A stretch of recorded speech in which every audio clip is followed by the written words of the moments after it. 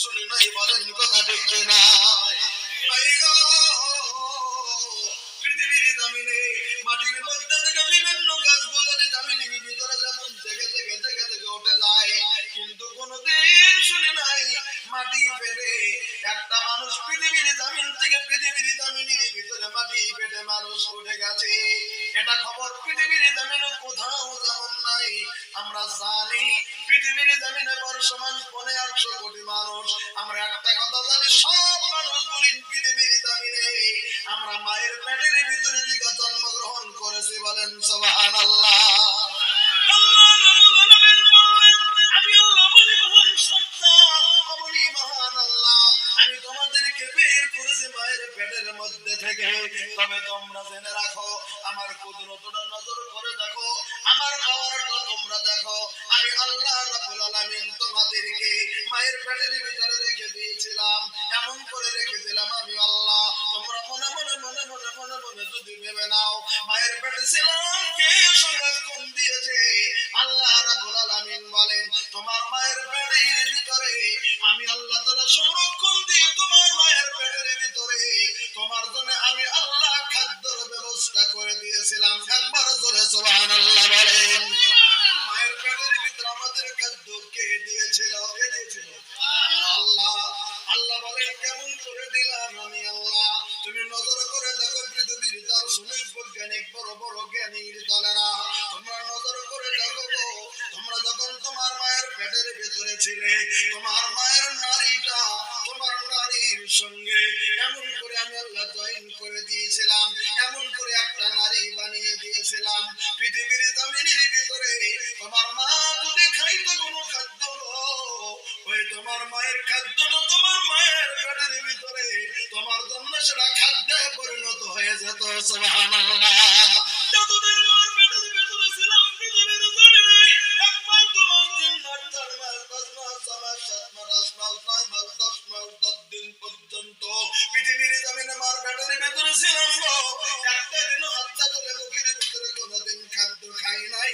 আল্লাহ এমন একটা প্রক্রিয়া করে দিয়েছিলেন, এমন একটা নারীর সৃষ্টি করে দিয়েছিলেন, মা যদি খাইতো ভাই গো, মার খোরাকটা আমার আপনার তুমি মায়ের পেটের ভিতরে খোরাকে পরিণত হয়ে যেত।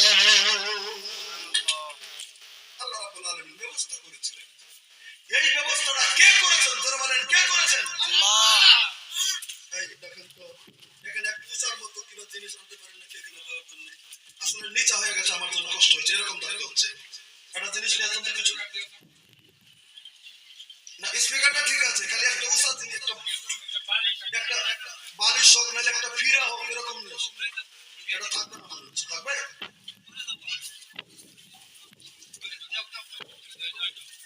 হ্যাঁ, কষ্ট করে ঝামেলা হচ্ছে,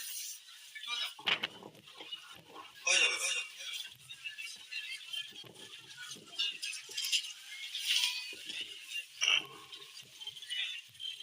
চলছে, আমি বলছিলাম তাহলে আমার আপনার জন্য মায়ের পেটে আমার আপনার জন্য কি হয়ে গেছিল? খাদ্য হয়ে গেছিল। আল্লাহ রাব্বুল আলামিন এমন একটা প্রক্রিয়া করে দিলেন যে মার খাদ্যটা আমার জন্য কি হয়েছিল? খাদ্য হয়ে গেছে। আমার ভাইরা, এবার একটা কথা ভালো করে খেয়াল করে আমরা দেখতে চাই পৃথিবীর জমিনের ভিতরে বাইগা ওই যে 7 মাস 8 মাস 9 মাস 10 দিন 10 মাস পরে মার পেটের ভিতরে থেকে প্রত্যেকটা সন্তান আমরা পৃথিবীর জমিনে জন্মগ্রহণ করেছি। বলেন কথা ঠিক না? হয়তো নরমালে জন্মগ্রহণ করেছি, কেউ কেউ হয়তো সিজারিনে জন্মগ্রহণ হয়ে গেছে, কেউ কেউ এমন করে পৃথিবীর জমিনে জন্ম হয়ে গেছি।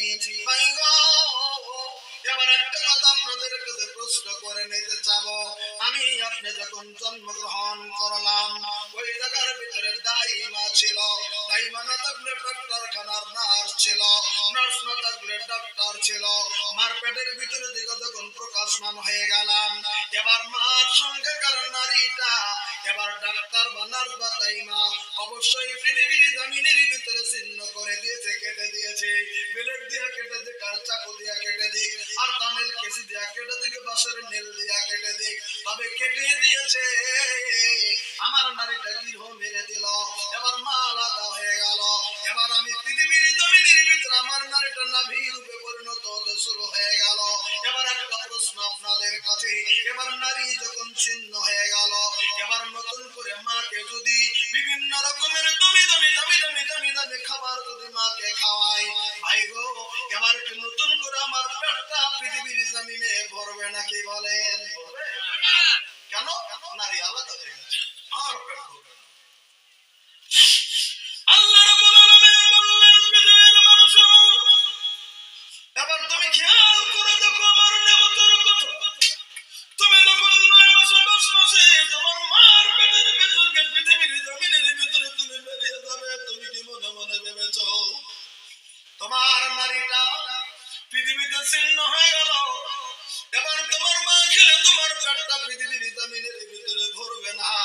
তাই কি আমি আল্লাহ রাব্বুল আলামিন তোমার রিজিক কি বন্ধ করে দিয়েছি? না, আমি আল্লাহ রাব্বুল আলামিন আমি অতই বড় মেহেরবান।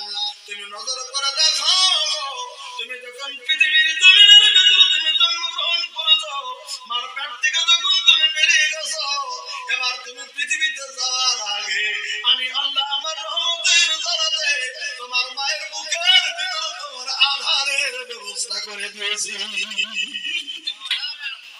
তুমি 1 ঘন্টার ছেলে, তুমি আধা ঘন্টার ছেলে গো, তুমি 10 মাস 10 দিন পর্যন্ত মার পেটের ভিতরে তুমি থাকলে, কোনদিন তুমি মুক্ত কোনো কিছু খাও নাই, আজকে কোনো কিছু তুমি করো নাই, তোরা ধরা তুমি চুষে কোনো কিছু তুমি খাও নাই। এবার তুমি 10 মিনিটের সন্তান গো, এবার তুমি আধা ঘন্টার সন্তান, তুমি পৃথিবীর জমিনে এবার তুমি যখন দেখলে নারী ছিন্ন হয়ে গেছে, আমি আল্লাহ তোমার আদরের ব্যবস্থা করে দিলাম। এবার তোমার মার কোলের ভিতরে তোমাকে যখন তুলে দিয়েছে, তোমার মা তোমার মুখটা তার বুকের সঙ্গে লাগিয়ে দেওয়ার সঙ্গে সঙ্গে আধা ঘন্টার ছেলে গো, 10 মাস 10 দিন ছেলে মুক্তি কোনোদিন খাদ্য খাও নাই, আমি আল্লাহ এমন একটা বুদ্ধি দিয়ে দিলাম, এবার যেগুলা যাচ্ছ তোমার মায়ের বুকের দুগ্ধ পান করতে শুরু করে দিলে। আমি আল্লাহ তোমাকে বুদ্ধি দিয়েছিলাম, আমি আল্লাহ তোমাকে শক্তি দিয়েছিলাম, আমি আল্লাহ তোমাকে তখন এই শক্তিটা দিয়েছিলাম। আল্লাহ যদি আমাকে দুগ্ধ চুষি খাওয়ার শক্তি যদি না দিত, গলাটা ঢুকছে তার মতো ব্যবস্থা যদি না দিত, কয়টা মানুষকে পৃথিবীর ডাক্তারেরা সেলাইন দিয়ে মানুষকে বাঁচাতে পারবে বলেন? কথা ঠিক না? আর এমন একটা দুগ্ধ সঞ্চার করে দিয়েছেন, আজকে গোটা পৃথিবীর সমস্ত ডাক্তারেরা বলতে বাধ্য হচ্ছে মায়ের বুকের দুগ্ধের মতো ভিটামিন গোটা পৃথিবীর জমিনে কোন বৈজ্ঞানিক পদ্ধতির ভিতরে নাই বলেন? কথা ঠিক না? এই সার্ভিসটা কে দিয়েছে? আল্লাহ দিয়েছেন। তিনি আমাদের মহান সত্তা, তিনি আমাদের মহান আল্লাহ, তিনি আমাদের মহান পালনকর্তা, তিনি আমাদের সৃষ্টিকর্তা। ওই মহান আল্লাহ সমস্ত কিছু করতে পারেন, সমস্ত কিছু দিতে পারেন। ওই মহান আল্লাহর প্রতি আজকের জমিনে যারা উপস্থিত হয়ে গেছি, একটাবার আওয়াজ দিয়ে বলবো আল্লাহর তারিফ, আলহামদুলিল্লাহ। আল্লাহ রাব্বুল আলামিনের তারিফের পরে আমাদের যিনি বিশ্বের নবী, সৈয়দুল মুরসালিন, রাহমাতুল লিল আলামিন, খাতামান নবিয়্যিন, সাইয়্যিদুনা হযরত মুহাম্মদুর রাসূলুল্লাহ সাল্লাল্লাহু আলাইহি সাল্লামের প্রতি শত সহস্র দরুদ সালাম দিল থেকে মুহাব্বত করে অন্তর থেকে একটাবার নবীর প্রতি দরুদ করি সাল্লাল্লাহু আলাইহি সাল্লাম। কেন করব? কি কারণ? আমরা জানি আমার ভাইগো, পৃথিবীর জমিনের ভিতরে আল্লাহ রাব্বুল আলামিন 1,26,000 নবী রাসূলকে পৃথিবীর জমিনের ভিতরে পাঠিয়ে দিয়েছেন। 1,26,000 নবী রাসূলের ভিতরে আমার নবী আখেরি নবী। কথা ঠিক না ভাই? কিন্তু যদি আমার নবী শেষ নবী, আল্লাহ বলেছেন তুমি শেষ নবী হইলেও তুমি সাইয়্যিদুল মুরসালিন নবী গো, তুমি হচ্ছ সমস্ত নবীদের সর্দার, তুমি সমস্ত নবীদের সর্দার নবী গো, তুমি শুধু সর্দার নও, তুমি রহমাতুল লিল আলামিন, তুমি হচ্ছ গোটা পৃথিবীর রহমতের টুকরো। জোরে বলেন সুবহানাল্লাহ। কেন গো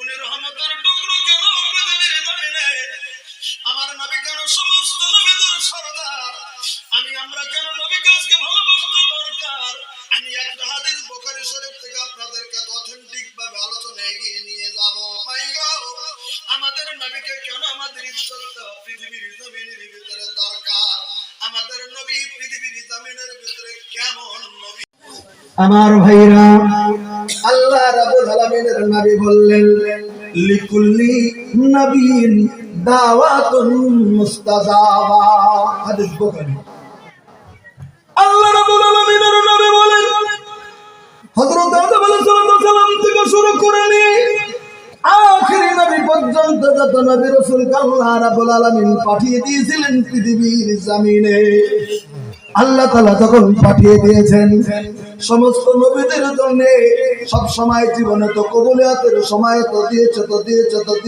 দিয়েছেন তবে আল্লাহ নবীদের জন্য খাস করে জীবনে একটা করে এমন একটা কবুলিয়াতের দোয়া দিয়ে পাঠিয়ে দিয়েছিলেন আল্লাহ বলে দিয়েছিলেন বন্ধু গো তুমি পৃথিবীর জমিনে নবী হয়ে যাচ্ছ তবে তোমার জীবনে একটা কবুলিয়াতের দোয়া আমি এমন দিয়ে দিলাম তুমি মুখটা যা বলবে আমি আল্লাহ ওটাই তোমার জন্য কবুল করে দেবো জোরে বলেন সুবহানাল্লাহ জীবনে একবার এটা প্রাইভেট দিয়েছিলেন আল্লাহ তাআলা সব নবীকে প্রাইভেট আজকে যদি মানুষকে দিত বলেন তো এই শত্রুটাকে আল্লাহ তুমি মেরে দাও কিন্তু না তো আল্লাহ মেরে দিতেন যদি ওরকম আমাদের মোস্তাফার দাওয়া থাকতো কিন্তু নবীদের জন্য খাত ছিল যদি আল্লাহকে বলতেন আল্লাহ পৃথিবীটা উল্টে দাও অথচ উল্টে দিতেন এটা নবীদের জন্য জীবনে একবার করে প্রত্যেক নবীকে দিয়েছিলেন নবী হিসাবে বাজেট ছিল এটা যেমন আসামে আমাদের সরকার গঠন হয় বিধায়করা হয় প্রত্যেক বিধায়কের জন্য একটা আবাস থাকে একটা ঘর থাকে বিধায়কের একটা কামরা থাকে যে কোনো পার্টির হচ্ছে সরকার পার্টি হোক বিরোধী পার্টির হোক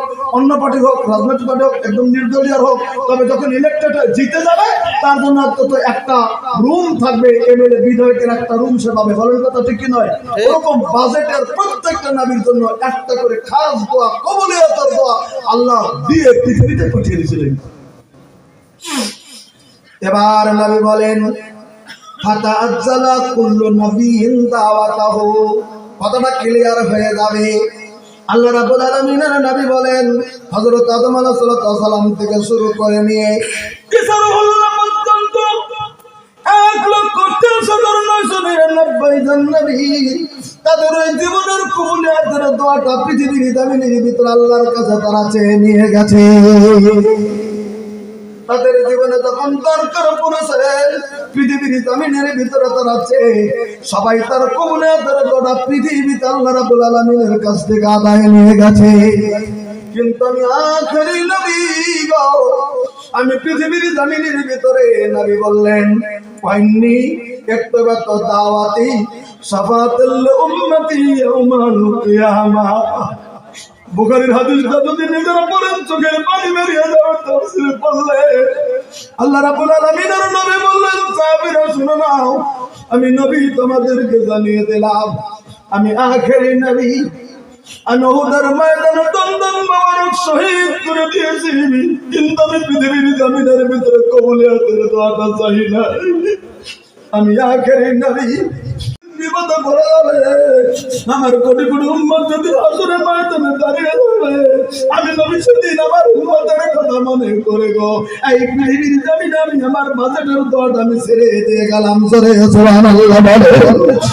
এমন একটা সময় আসবে হযরত আয়েশা সিদ্দিকা রাদিয়াল্লাহু তাআলা নিজে রাবি হয়ে তেলাওয়াত করে বলেছেন কথাটা ভালো করে শুনে নেন কঠিন কিয়ামতের দিন কত কঠিন দিন আমার মা বোন কথাটা ভালো করে শুনে নেন কঠিন কিয়ামতের দিন কত কঠিন দিন হযরত আয়েশা সিদ্দিকা রাদিয়াল্লাহু তাআলা বলেন হাদিসটা বুখারী শরীফ ইমাম বুখারী রওয়ায়াত করেছেন হযরত আয়েশা বলেন আল্লাহর নবী সাল্লাল্লাহু আলাইহি ওয়াসাল্লাম বলেছেন আয়েশা আমি নবী তোমাদেরকে জানিয়ে দিলাম ইউশারুন নাস ইয়াউমাল কিয়ামা হুফাতান উরাতান কুরলান আল্লাহ রাব্বুল আলামিনের নবী তিনটা শব্দ বললেন প্রশ্ন যদি করেন কি শব্দ বলেছেন আল্লাহর নবী বলেন আয়েশা কঠিন কিয়ামতের দিন এমন বিভীষিকাময় ময়দান উঠে যাবে যে হাসরের ময়দানে মানুষের যেদিন তিনটা স্রোতে মানুষ বলেন সেদিন যার যার কবর থেকে হাসরের ময়দানে মানুষ বলেন দাঁড়িয়ে যাবে এক নাম্বার হবে হুফাতান, যেদিন কোটি কোটি কোটি কোটি মানুষ বলেন হাসরের ময়দানে দাঁড়িয়ে যাবে গো, একজনের সেদিন পায়ের ভিতরে কোনো স্যান্ডেল জুতা মোজা কিছুই থাকবে না, মানুষ বলেন খালি পায়ে সেদিন গঙ্গা পায়ে সেদিন দাঁড়িয়ে যাবে, সব খালি পা থাকবে, কারোর পায়ের ভিতরে স্যান্ডেল জুতা মোজা কিছুই থাকবে না, খালি পায়ে দাঁড়াবে, একার ভিতরে বলা হয়েছে হুফাতান। নাম্বার 2 আয়েশাকে বলতেছেন আয়েশা 2 নাম্বার হবে ওরাতান, সেদিন সমস্ত নারী পুরুষ বৃদ্ধ জান্নাত সব একই অবস্থায় দাঁড়িয়ে যাবে, তবে সমস্ত মানুষ সেদিন থাকবে উলঙ্গ, মাথার চুলের আগা থেকে শুরু করে লইয়া পা পর্যন্ত শরীরের ভিতরে কোনো কাপড় থাকবে না, একটা সুতা পর্যন্ত থাকবে না, একবারে সেদিন সব মার পেটে থেকে যেমন করে জন্মগ্রহণ করেছিলাম তেমন করে উলঙ্গ হয়ে হাসরের ময়দানে মানুষ গুলিন দাঁড়িয়ে যাবে। 3 নম্বর বললেন গুরুলেন আজকের জমিনের ভিতরে আমরা মুসলিম মানুষ 5 বছর 6 বছর 7 বছর আমরা খাতনা করি মুসলমানেরা, হযরত ইব্রাহিমের সুন্নাত খাতনা জমিনের ভিতরে আমরা খাতনা যেমন করেছি পাইগো, আমরা মুসলমানি করেছি খাতনা করেছি, কঠিন কিয়ামতের দিন সব মানুষ দাঁড়িয়ে যাবে, কারোই খাতনা করা থাকবে না, বিনা খাতনায় মানুষগুলি হাসরের ময়দানে সেদিন দাঁড়িয়ে যাবে, বলেন সুবহানাল্লাহ। যেমন অবস্থায় মানুষগুলি যখন দাঁড়িয়ে যাবে, এই কথা যখন বলা হলো আল্লাহ রাব্বুল আলামিনের নবী যখন বললেন, হযরত আয়েশা চমকে গেলেন উলঙ্গর কথা শুনে, বলে হুজুর আপনি, বলে আমিও সেদিন উলঙ্গে উঠে যাব, বলে আমরা, বলে তোমরা উলঙ্গ উঠে যাবে। হযরত আয়েশা লজ্জা পেয়ে গেলেন, হায় হায় মাথা নত করে দিলেন হযরত আয়েশা, নবীকে বলতেছেন নবীজি গো, বুখারীতে হাদিসটা শব্দটা আছে, তখন হযরত আয়েশা বললেন আর রিজাল ওয়ান নিসা কাসাল রিজাল নিসা জামিয়ান, হুজুর গো এটা কেমন কথা বললেন নবী, তিনি কঠিন কিয়ামতের দিন কোটি কোটি পুরুষ মানুষ দাঁড়িয়ে যাবে, কোটি কোটি মহিলারা দাঁড়িয়ে যাবে, সবাই যদি একই সঙ্গে যদি দাঁড়িয়ে যায়, ইয়ানজুরুনা বাযুহুম ইলা বায, একজনের লজ্জাস্থানের দিকে আরেকজন তাকাবে গো নবী, সেদিন অবস্থা আমার মতো আয়েশার কেমন হয়ে যাবে। আল্লাহ রাব্বুল আলামিনের নবী বলেন, আয়েশা তুমি কোন কথা বললে, কঠিন কিয়ামতের দিন একজন আরেকজনের দিকে দেখা তো দূরের কথা, একজন আরেকজনের মতো দেখার মতো কোনো বুদ্ধি সেদিন থাকবে না, বিবেশিকাময় অবস্থা সেদিন থেকে যাবে, কবর থেকে দাঁড়িয়ে যাওয়ার পরে নফসি নফসি নফসি নফসি বলে চিৎকার করে হাসরের ময়দানের দিকে মানুষ দৌড়াইতে থাকবে, একজন আরেকজনের দিকে তাকানোর মতো সময় হাসরের ময়দানে কারোই থাকবে না, বিরাট কঠিন অবস্থা। এবার নবী সাল্লাল্লাহু আলাইহি ওয়াসাল্লাম ওই হাদিসটা নিয়ে বলেন,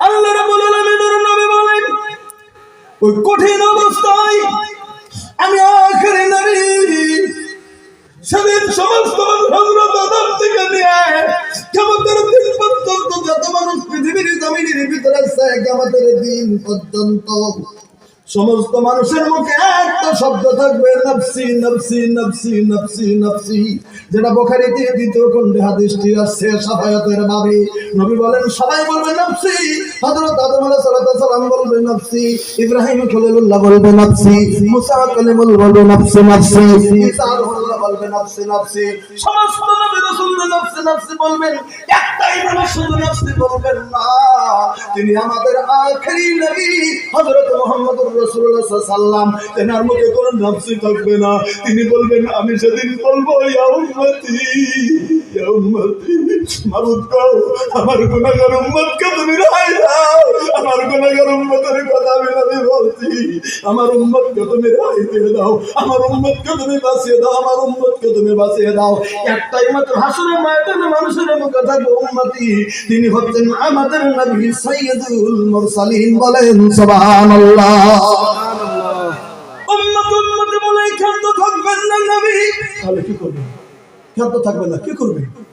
নবী বললেন আমি ক্ষান্ত থাকবো না, উম্মত উম্মত বলে আমি আখেরি নবী, তখন আমি হাসরের ময়দানের একটা কর্নারে যাইয়া আমি নবী নবী সেদিন সেজদায় পড়ে যাব, এখন সূরা সুবহানাল্লাহ বলেন সুবহানাল্লাহ, সব নফসি নফসি বলে কোন অবস্থা আছে, আল্লাহ নবী বলেন আমি সেজদায় পড়ে যাব, সেজদায় পড়ে গেলে আমি নবী এমন দোয়া রাব্বুল আলামিন শিক্ষা দিয়ে দিবেন, ওই দোয়াগুলি আমি সুন্দর ভিতরে বেশি বেশি বেশি বেশি বেশি বেশি করে দোয়াগুলি পড়বো। এমন আমি আল্লাহর তারিফের দোয়াগুলি সুন্দর ভিতরে পড়বো। আমার ওই সেজদার দোয়াগুলি শুনে তো আল্লাহ রাব্বুল আলামিন আমার প্রতি বেশি খুশি রাজি হয়ে যাবে। আর একবার সুবহানাল্লাহ বলেন। আল্লাহ রাজি খুশি হয়ে যাবেন। তখন আল্লাহ বলে দেবেন, বন্ধু গো তুমি সুন্দর ভিতরে মাথা ঠুকিয়ে দিয়ে এমন করে তুমি কাঁদছো গো বন্ধু আমার, এমন করে তুমি আমার তারিফ করছো, এমন করে তুমি আমাকে ডাকছো, এমন করে তুমি আমার ঘোষণা করছো গো বন্ধু আমার। তুমি মাথা ওঠাও গো বন্ধু, তোমার কি দাবি আছে? আমি আল্লাহ তোমার দাবিগুলি শুনবো। জোরে বলেন সুবহানাল্লাহ। আল্লাহ রাব্বুল আলামিন আল্লাহর নবীকে যখন ডাক দিয়ে দেবেন, নবী তখন হাসরের ময়দান থেকে মাথা উঠিয়ে দেবেন, বন্ধু তোমার কি দাবি আছে? এমন করে সবাই কাঁদছে গো, আর তুমি এমন করে মাথা ঠুকিয়ে দিলে আমার তারিফ করছো। তুমি তোমার কি দাবি আছে তুমি বলে দাও। আল্লাহ রাব্বুল আলামিনের নবী তখন বলবেন, মাবুদ গো, ও আল্লাহ রাব্বুল আলামিন গো, কি আর দাবি করব আমি? আপনি মনে করে দেখেন গো আল্লাহ, আমি আখেরি নবী 1,26,000 নবী রাসূলকে পাঠিয়ে দিয়েছিলেন পৃথিবীর জমিনে। একটা করে কবুলিয়াতের দোয়া প্রাইভেট করে দিয়েছিলেন। সমস্ত নবী রাসূলরা প্রাইভেট দোয়াটা গ্রহণ করেছিল, কিন্তু পৃথিবীর জমিনে আমি কষ্টের উপর কষ্ট করেছি। আমি আমার দোয়াটা বাকি রেখে গিয়েছিলাম হাসরের ময়দানের জন্য। আল্লাহ গো, আজকে হাসরের ময়দান ওই পৃথিবীর দোয়া আমি আখেরি নবী আমি আপনার কাছে আবদার করি, আল্লাহ আমার গুনাহগার উম্মতগুলির কাছে সুপারিশের ব্যবস্থা দিয়ে দিন। হাসরের ময়দানে আল্লাহ রাব্বুল আলামিনের নবী যখন কথা বলবেন, হাদিস বুখারী খুলুন, লেখা আছে পৃথিবীর জমিনের ভিতরে যারা শিরক গুনাহ করেনি, যারা পৃথিবীর জমিনে শিরক করেনি, যারা আল্লাহকে বাদ দিয়ে কাউকে জীবনের সাথে করে শিরক করেনি, একদম মূর্তি পূজা থেকে শুরু করে, কবর পূজা থেকে শুরু করে, পীর পূজা থেকে শুরু করে, পৃথিবীর জমিনের ভিতরে যারা শিরক করেনি, শিরক কাকে বলে গ্রামের ইমামদের কাছে কাছে কাছে কাছে জেনে নেবেন। শিরক যারা করেনি, আল্লাহ রাব্বুল আলামিন বলেন ওই সমস্ত উম্মতগুলির পর্যায়ক্রমে সেদিন আল্লাহর নবীর কান্নাতে, আল্লাহর কাছে দোয়াতে সেদিন সুপারিশ করে ধীরে ধীরে পর্যায়ক্রমে নবী আল্লাহ তাআলা পারমিশন দিয়ে দেবে, তোমার উম্মতগুলিকে তুমি সুপারিশ করে করে করে করে করে করে জান্নাতের দিকে তুমি নিয়ে যাও। আমার আপনার কবুল করো। আমার ভাইরা, পৃথিবীর জমিনের নবী সেই নবী যে নবী পৃথিবীতে কষ্ট করেছেন, কিন্তু আমাদের কথা ভুলে যায়নি। কি কষ্ট করেছেন নবী? একটা হাদিস শুনে শুনে তাহলে বুঝবেন কি কষ্ট করেছেন নবী। আমার ভাইরা, আমাদের নবী আখেরি নবী যে